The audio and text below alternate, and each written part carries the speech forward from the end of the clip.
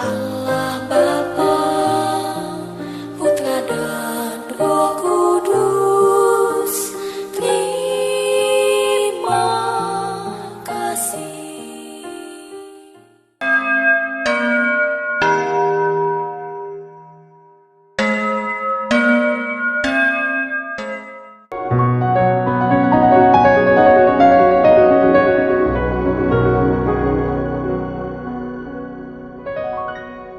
Shalom saudaraku terkasih, selamat pagi. Sate pagi hari ini bertemakan Kuskus si Pemalu.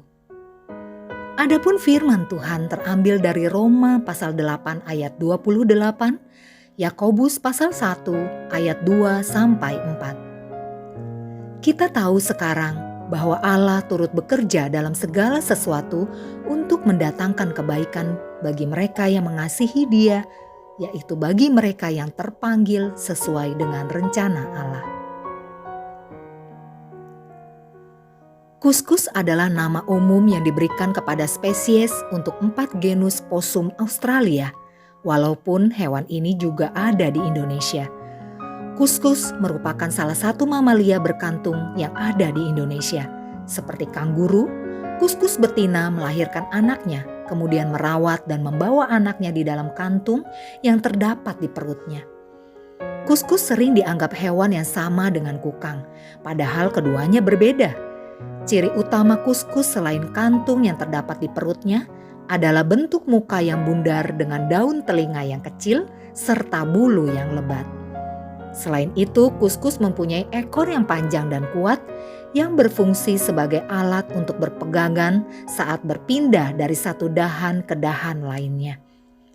Ekor kuskus juga menjadi senjata pertahanan dengan cara mengaitkan ekornya kuat-kuat pada batang atau cabang pohon.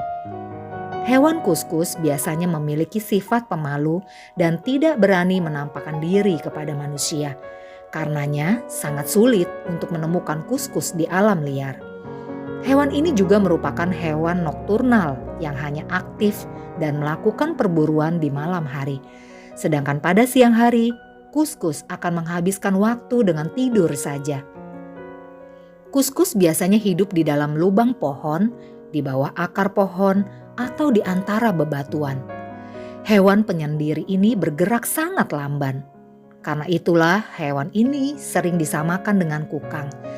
Tetapi ketika berkompetisi antara sesama jantan atau berebut betina, kuskus dapat menjadi ganas dan agresif. Tidak diketahui pasti apakah kuskus berasal dari Australia atau Papua Nugini. Namun yang pasti, hewan pemalu ini semakin banyak diburu untuk diambil daging dan bulunya. Malang bagi kuskus. Karena walaupun hewan ini pemalu dan jarang menampakkan diri, namun ada saja manusia yang berusaha menemukan mereka untuk memburu daging dan bulu mereka. Sebagai manusia, kita juga terkadang suka menjadi pemalu dan bersembunyi dari hadapan Tuhan. Walaupun mungkin alasan sesungguhnya bukan karena malu, melainkan karena kita kecewa terhadap Tuhan. Sadarkah kita bahwa Tuhan selalu berusaha untuk mencari dan menemukan kita? Tidak peduli dimanapun kita bersembunyi. Bukan seperti kuskus yang dicari untuk diburu, melainkan Tuhan mencari kita untuk merangkul dan membagikan kasih-Nya untuk kita. Jangan pernah salahkan Tuhan atas apa yang terjadi di dalam kehidupan kita. Mungkin hidup kita penuh masalah, tantangan, kesakitan, dan air mata. Tetapi Tuhan bukanlah target untuk kita salahkan. Itu semua hanya bagian dari proses yang harus kita jalani. Jika kita lulus, Tuhan akan menyediakan jalan keluar dan masa depan yang penuh harapan. Jangan putus asa saudara, dan jangan bersembunyi dari Tuhan.